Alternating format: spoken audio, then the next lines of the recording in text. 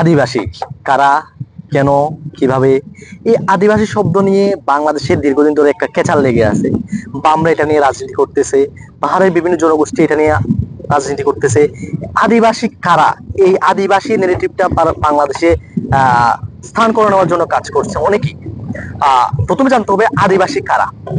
আমেরিকার একজন নৃতাত্ত্বিক, বিখ্যাত নৃতাত্ত্বিক, উনি মর্গান, উনি বলেছেন আদিবাসী হচ্ছে তারাই যারা শরণার্থীর কাল থেকে একটা জায়গায় দীর্ঘদিন ধরে বসবাস স্থাপন করে আসছেন, এবং তারা কিভাবে বসতি স্থাপন করছেন সে সম্পর্কে সুস্পষ্ট কোনো ধারণা পাওয়া যায় না।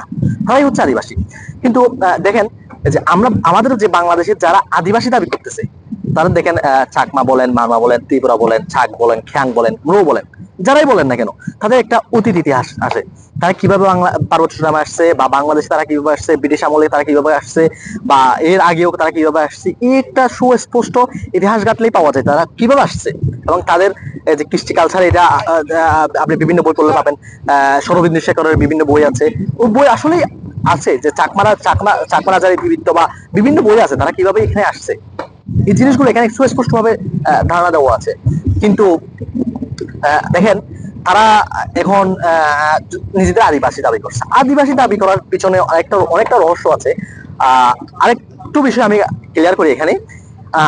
আদিবাসী বাস্তবায়ন কমিটির যিনি আহ্বায়ক সন্তু লারমা, তিনি 1997 সালে তৎকালীন সরকারের সাথে একটা চুক্তি করেছিল, যেখানে দেখেন যেখানে পার্বত্য চট্টগ্রামে প্রায় তখন 48% বাঙালি বসবাস করার পর বাঙালিদের এই এই বৃহৎ বাঙালিদের বাদ দিয়ে মাত্র ওই 52% যারা ছিল তাদের নিয়ে একটা চুক্তি করেছে। ওই যে তৎকালীন সরকার ছিল শেখ হাসিনা, আওয়ামী লীগ সরকার ছিল, তখন একটা চুক্তি করেছে, এটার নাম ছিল পার্বত্য চুক্তি। ওই চুক্তির 1 নম্বর ধারায় ছিল এটা পার্বত্য চট্টগ্রাম হচ্ছে উপজাতীয় অধ্যুষিত অঞ্চল। এর পরবর্তী সময় গিয়া এখানে একটা জিনিস আরেকটু বলি, ওখানে হচ্ছে 52 বার উপজাতি শব্দটা উল্লেখ ছিল। তারা একটা চুক্তি স্বাক্ষর করছে, এবং এই চুক্তির পরবর্তী পার্বত্য চট্টগ্রামকে একটা আলাদা কি অঞ্চল হিসাবে, বিশেষায়িত অঞ্চল হিসাবে আলোচনা করছে, পর্যালোচনা করছে। এর পরবর্তী সময় গিয়ে 2007 সালে আইএলও কনভেনশন 169 আদিবাসী সম্পর্কিত কিছু ধারা, কিছু নিয়ম কানুন যুক্ত করছে, যেখানে আদিবাসী হলে তাকে স্বায়ত্ত শাসনের অধিকার দিতে হবে, আলাদা রাষ্ট্রীয় বাহিনী গঠন করার অধিকার দিতে হবে, তাদের আলাদা জাতীয়তা বোধ দিতে হবে। এই যে বিভিন্ন ইস্যু একসাথে এসে ক্রিয়েট করছে এবং বিভিন্ন ধারা দিছে।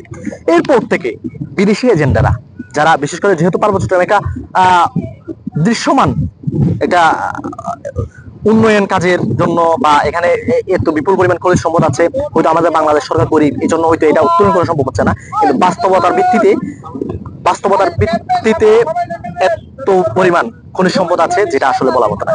এইগুলো নিয়ে বিদেশি এজেন্ডারা বাস্তবায়ন করার জন্য, বিদেশিরা এই এজেন্টগুলো বাস্তবায়ন করার জন্য ওদের নিয়ে একটা টুপ খেলতেছে। বিশেষ করে জাতিসংঘ বা জাতিসংঘের কিছু সংগঠন আছে, এনজিও সংগঠন, এগুলাই ওরা নিজেদেরকে এখন আদিবাসী দাবি করে। ওই আইএলও কনভেনশনের উপর করে তারা বলছে আমরা আদিবাসী, আমাদের আদিবাসী স্বীকৃতি দেবে।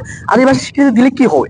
আদিবাসী স্বীকৃতি দিলে এরা আলাদা একটা পার্বত্য চট্টগ্রাম বাংলাদেশের 1/10 জায়গা, বাংলাদেশের 10 ভাগে একটা জায়গা আলাদা হয়ে যাবে, এবং আলাদা সাহিত্য শাসন নেবে, আলাদা রাষ্ট্র বাহিনী গঠন করবে। আসলে আলাদা সাহিত্য শাসন দিলে, আলাদা রাষ্ট্রীয় বাহিনী গঠন করলে আসলে এটা আলাদা রাষ্ট্রই হয়ে যাবে ওয়ান কাইন্ড অফ। এটাই হচ্ছে মূলত বিষয়। এই জন্য আদিবাসী শব্দকে না বলুন, আদিবাসী শব্দকে এড়িয়ে চলুন, আদিবাসী যে কনসেপ্টটা, এই কনসেপ্টটা ভেঙে ফেলুন। ধন্যবাদ।